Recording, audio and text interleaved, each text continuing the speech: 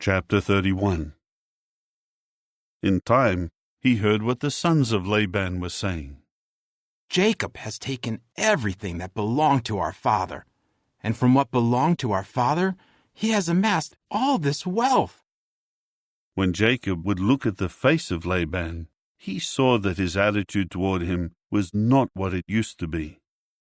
Finally, Jehovah said to Jacob, "Return to the land of your fathers and to your relatives, and I will continue with you." Then Jacob sent a message to Rachel and Leah to come out to the field to his flock, and he said to them, "I have seen that your father's attitude toward me has changed, but the God of my father has been with me. You yourselves certainly know that I have served your father with all my power. And your father has tried to cheat me and has changed my wages 10 times. But God has not allowed him to do me harm. If on the one hand he would say, 'The speckled ones will be your wages,' then the whole flock produced speckled ones. But if on the other hand he would say, 'The striped ones will be your wages,' then the whole flock produced striped ones. So God kept taking your father's livestock away from him and giving it to me. Once, when the flock got into heat, I raised my eyes and saw in a dream that the he-goats mating with the flock were striped, speckled, and spotty. Then the angel of the true God said to me in the dream, 'Jacob,' to which I said, 'Here I am.' And he continued, 'Raise your eyes, please, and see that all the he-goats mating with the flock are striped, speckled, and spotty, for I have seen all that Laban is doing to you. I am the true God of Bethel, where you anointed a pillar, and where you made a vow to me. Now get up, go out of this land, and return to the land of your birth.'" At this, Rachel and Leah answered him, "Is there any share left for us to inherit in our father's house? Does he not consider us as foreigners, since he has sold us and has been using up the money given for us? All the riches that God has taken away from our father are ours and our children's. So then, do everything that God has told you to do." Then Jacob got up and lifted his children and his wives on the camels, and he began driving all his herd and all the goods that he had accumulated, the livestock in his possession that he had accumulated in Paddan Aram, to go to Isaac his father in the land of Canaan. Now Laban had gone to shear his sheep, and Rachel stole the teraphim statues that belonged to her father. Moreover, Jacob outwitted Laban the Aramean, for he had not told him that he was running away. And he ran away and crossed the river, he and all he had. Then he headed toward the mountainous region of Gilead. On the 3rd day, Laban was told that Jacob had run away. So he took his brothers with him and pursued him for a journey of 7 days, and caught up with him in the mountainous region of Gilead. Then God came to Laban the Aramean in a dream by night, and said to him, "Be careful about what you say to Jacob, either good or bad." So Laban approached Jacob, as Jacob had pitched his tent in the mountain, and Laban had encamped with his brothers in the mountainous region of Gilead. Then Laban said to Jacob, "What have you done? Why have you resorted to outwitting me and carrying my daughters off like captives taken by the sword? Why did you run away secretly and outwit me and not tell me? If you had told me, I could have sent you away with rejoicing and with songs, with tambourine and with harp. But you did not give me a chance to kiss my grandchildren and my daughters. You have acted foolishly. It is in my power to do harm to you. But the God of your father spoke to me last night, saying, 'Be careful about what you say to Jacob, either good or bad.' Now you have gone because you have been longing to return to the house of your father. But why have you stolen my gods?" Jacob answered Laban, "It was because I was afraid, for I said to myself, 'You might take your daughters away from me by force. Anyone with whom you find your gods will not live.' Before our brothers, examine what I have, and take what is yours." But Jacob did not know that Rachel had stolen them. So Laban went into the tent of Jacob, and into the tent of Leah, and into the tent of the 2 slave girls, but did not find them. Then he came out of Leah's tent and went into Rachel's tent. Meanwhile, Rachel had taken the teraphim statues and put them in the woman's saddle basket of the camel, and she was sitting on them. So Laban searched through the whole tent, but did not find them. Then she said to her father, "Do not be angry, my lord, because I am not able to get up before you, for the customary thing with women is upon me." So he searched on carefully, but did not find the teraphim statues. At that Jacob became angry and began to criticize Laban. Jacob then said to Laban, "What is my offense? And for what sin are you hotly pursuing me? Now that you have searched through all my goods, what have you found that belongs to your house? Put it here in front of my brothers and your brothers, and let them decide between the 2 of us. During these 20 years that I have been with you, your sheep and your goats never miscarried, and I never ate the rams of your flock. I did not bring you any animal torn by wild beasts. I would stand the loss of it myself. Whether the animal was stolen by day or was stolen by night, you would demand compensation from me. By day the heat consumed me, and the cold by night, and sleep would flee from my eyes. This makes 20 years for me in your house. I have served you 14 years for your 2 daughters, and 6 years for your flock, and you kept changing my wages 10 times. If the God of my father, the God of Abraham, and the one whom Isaac fears had not been on my side, you would now have sent me away empty-handed.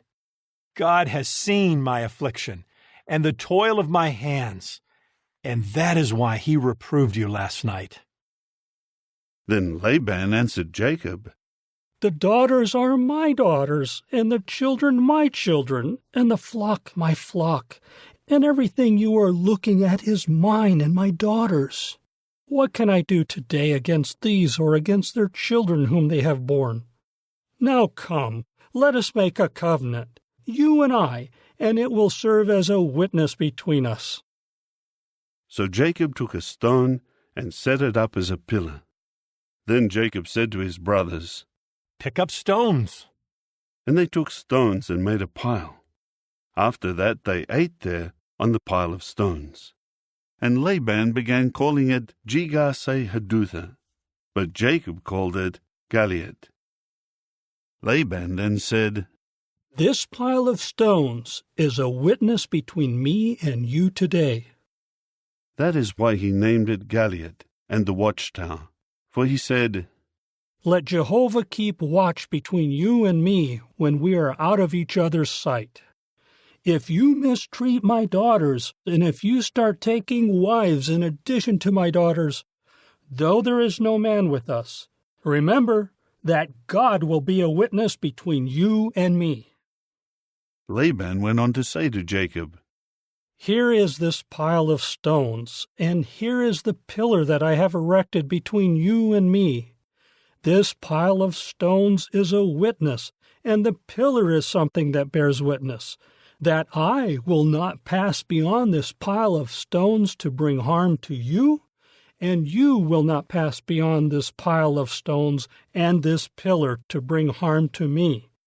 Let the God of Abraham and the God of Nahor, the God of their father, judge between us." And Jacob swore by the one whom his father Isaac fears.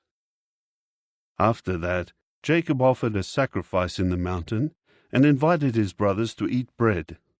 So they ate and spent the night in the mountain. However, Laban got up early in the morning and kissed his grandchildren and his daughters and blessed them. Then Laban departed and returned home. Chapter 32. Jacob then went on his way, and the angels of God met up with him. As soon as he saw them, Jacob said, "This is the camp of God." So he named that place Mahanaim. Then Jacob sent messengers ahead of him to his brother Esau in the land of Seir, the territory of Edom, and he commanded them, "This is what you will say to my lord, to Esau. This is what your servant Jacob says. I have resided with Laban for a long time until now, and I have acquired bulls, donkeys, sheep, and male and female servants, and I send this message to inform my lord, in order to find favor in your eyes." In time the messengers returned to Jacob, saying, "We met your brother Esau, and he is now on his way to meet you, and there are 400 men with him." And Jacob became very frightened and anxious. So he divided the people who were with him, as well as the flocks, the cattle, and the camels, into 2 camps. He said, "If Esau attacks the one camp, then the other camp will be able to escape." After that, Jacob said, "O God of my father Abraham, and God of my father Isaac, O Jehovah, you who are saying to me, 'Return to your land and to your relatives, and I will deal well with you.' I am unworthy of all the loyal love and of all the faithfulness that you have shown toward your servant. For with only my staff I crossed this Jordan, and now I have become 2 camps. Save me, I pray you, from the hand of my brother Esau, for I am afraid of him, that he may come and attack me, as well as the mothers and their children. And you have said, 'I will certainly deal well with you, and I will make your offspring like the grains of sand of the sea, which are too numerous to count.'" And he spent the night there. Then he took some of his possessions as a gift for Esau his brother: 200 female goats, 20 male goats, 200 female sheep, 20 rams, 30 camels nursing their young, 40 cows, 10 bulls, 20 female donkeys, and 10 full-grown male donkeys. He handed them over to his servants, one drove after another, and he said to his servants, "Cross over ahead of me, and you are to set a space between one drove and the next." He also commanded the first one, "In case Esau my brother should meet you and ask, 'To whom do you belong, and where are you going? And to whom do these ahead of you belong?' Then you should say, 'To your servant Jacob. It is a gift sent to my lord, to Esau. And look, he himself is also behind us.'" And he commanded also the second, the third, and all those following the droves. "According to this word, you are to speak to Esau when you meet him. And you should also say, 'Here is your servant Jacob behind us.'" For he said to himself, "If I appease him by sending a gift ahead of me, then afterward when I see him, he may give me a kindly reception." So the gift crossed over ahead of him, but he himself spent the night in the camp. Later during that night he rose and took his 2 wives and his 2 female servants and his 11 young sons, and crossed over the ford of Jabbok. So he took them and brought them across the stream, and he brought over everything else he had. Finally Jacob was left by himself. Then a man began to wrestle with him until the dawn broke. When he saw that he had not prevailed over him, he touched the socket of his hip, and the socket of Jacob's hip was dislocated during his wrestling with him. After that he said, "Let me go, for the dawn is breaking." To this he said, "I am not going to let you go until you bless me." So he said to him, "What is your name?" To which he said, "Jacob." Then he said, Your name will no longer be Jacob, but Israel, for you have contended with God and with men, and you have at last prevailed. In turn, Jacob inquired, Tell me, please, your name. However, he said, Why is it that you ask my name? With that he blessed him there. So Jacob named the place Peniel, for he said, I have seen God face to face, yet my life was preserved. And the sun rose upon him as soon as he passed by Penuel, but he was limping because of his hip. That is why to this day the sons of Israel are not accustomed to eat the thigh sinew, which is on the socket of the hip joint, because he touched the socket of Jacob's hip joint by the thigh sinew. Chapter 33. Now Jacob raised his eyes and saw Esau coming, and 400 men were with him. So he divided the children among Leah, Rachel, and the 2 female servants. He put the female servants and their children in front, Leah and her children after them, and Rachel and Joseph behind them. Then he himself went ahead of them, and bowed down to the earth 7 times as he came near to his brother. But Esau ran to meet him, and he embraced him and kissed him, and they burst into tears. When he raised his eyes and saw the women and the children, he said, Who are these with you? To which he said, The children with whom God has favored your servant.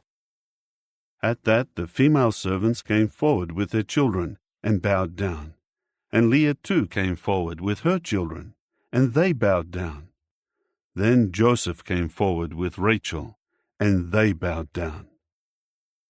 Esau said, What is the purpose of all this camp of travelers that I have met? He replied, In order to find favor in the eyes of my Lord. Then Esau said, I have a great many possessions, my brother. Keep what is yours. However, Jacob said, No, please. If I have found favor in your eyes, you must take my gift from my hand, because I brought it so that I could see your face. And I have seen your face, as though seeing God's face, in that you received me with pleasure. Take, please, the gift conveying my blessing that was brought to you, for God has favored me, and I have everything I need. And he continued to urge him, so that he took it. Later Esau said, Let us move out and go, and let me go in advance of you. But he said to him, My Lord is aware that the children are delicate, and that in my care are sheep and cattle nursing their young. If they are driven too quickly for one day, then the whole flock will die. Let my Lord, please, go on ahead of his servant, but I will continue the journey more slowly, at the pace of my livestock and of the children, until I come to my Lord at Seir. Then Esau said, Please, let me leave some of my people with you. To this he said, Why do this? Just let me find favor in the eyes of my Lord. So that day Esau went on his way back to Seir. And Jacob journeyed to Succoth, and he built a house for himself, and he made shelters for his herd. That was why he named the place Succoth. After journeying from Paddan Aram, Jacob arrived safely at the city of Shechem, in the land of Canaan, and he set up his camp near the city. Then he acquired a portion of the field where he pitched his tent from the sons of Hamor, the father of Shechem, for 100 pieces of money. There he set up an altar, and called it God, the God of Israel. Chapter 34. Now Dinah, Jacob's daughter by Leah, used to go out to spend time with the young women of the land. When Shechem, the son of Hamor the Hivite, a chieftain of the land, saw her, he took her and lay down with her and violated her. And he became very attached to Dinah, the daughter of Jacob, and he fell in love with the young woman and spoke persuasively to her. Finally Shechem said to Hamor his father, "Get me this young woman to be my wife." When Jacob heard that he had defiled Dinah his daughter, his sons were with his herd in the field. So Jacob kept silent until they returned. Later Hamor, Shechem's father, went out to speak with Jacob. But the sons of Jacob heard about it and returned from the field right away. They were offended and very angry because he had disgraced Israel by lying down with Jacob's daughter, something that should not be done. Hamor spoke with them, saying, "My son Shechem longs for your daughter. Please give her to him as his wife, and form marriage alliances with us. Give us your daughters, and take our daughters for yourselves. You may dwell with us, and the land will become available for you. Dwell and carry on trade in it, and settle in it." Then Shechem said to her father and to her brothers, "Let me find favor in your eyes, and I will give you whatever you ask me. You can demand from me a very high bride price and gift. I am willing to give whatever you may say to me. Just give me the young woman as a wife." And Jacob's sons answered Shechem and Hamor his father deceitfully, because he had defiled Dinah their sister. They said to them, "We cannot possibly do such a thing, to give our sister to a man who is not circumcised, for that is a disgrace to us. We can only consent on this condition, that you become like us and circumcise all your males. Then we will give our daughters to you, and we will take your daughters for ourselves, and we will dwell with you and become one people. But if you do not listen to us and get circumcised, then we will take our daughter and go." Their words pleased Hamor and Shechem, Hamor's son. The young man did not delay in doing what they asked, because he found delight in Jacob's daughter, and he was the most honorable of the whole house of his father. So Hamor and his son Shechem went to the city gate and spoke to the men of their city, saying, "These men wish to be at peace with us. Let them dwell in the land and carry on trade in it, for the land is large enough to accommodate them. We can take their daughters as wives, and our daughters we can give to them." Only on this one condition will the men consent to dwell with us in order to become one people, that every male among us be circumcised just the way they are circumcised. Then will not their possessions, their wealth, and all their livestock be ours? So let us give them our consent, that they may dwell with us. All those going out by the gate of his city listened to Hamor and to his son Shechem, and all the males got circumcised, all those going out of the city gate. However, on the third day, when they were still in pain, 2 sons of Jacob, Simeon and Levi, Dinah's brothers, each took his sword and went into the unsuspecting city and killed every male. They killed Hamor and his son Shechem with the sword, and then took Dinah from Shechem's house and left. Jacob's other sons came upon the slain men and plundered the city, because they had defiled their sister. They took their flocks, their herds, their donkeys, and whatever was in the city and in the field. They also took all their possessions, captured all their little children and their wives, and plundered everything in their houses. At this Jacob said to Simeon and to Levi, "You have brought great trouble on me in making me a stench to the inhabitants of the land, to the Canaanites and the Perizzites. I am few in number, and they will certainly gather together to attack me, and I will be annihilated, I and my house." But they said, "Should anyone treat our sister like a prostitute?" Chapter 35. After that God said to Jacob, "Rise, go up to Bethel and dwell there, and make an altar there to the true God, who appeared to you when you were running away from Esau your brother." Then Jacob said to his household and to all who were with him, "Get rid of the foreign gods that are in your midst, and cleanse yourselves and change your garments, and let us rise and go up to Bethel, There I will make an altar to the true God, who answered me in the day of my distress, and who has been with me wherever I have gone." So they gave Jacob all the foreign gods they had, and the earrings that were in their ears, and Jacob buried them under the big tree that was close to Shechem. When they traveled on, the terror of God struck the cities around them, so they did not chase after the sons of Jacob. Jacob eventually came to Luz, that is, Bethel, in the land of Canaan, he and all the people with him. There he built an altar and called the place El Bethel, because there the true God had revealed himself to him when he had run away from his brother. Later, Deborah, Rebekah's nurse, died and was buried at the foot of Bethel under an oak. So he named it Allon-Bachuth. God appeared to Jacob once again while he was coming from Paddan Aram and blessed him. God said to him, "Your name is Jacob.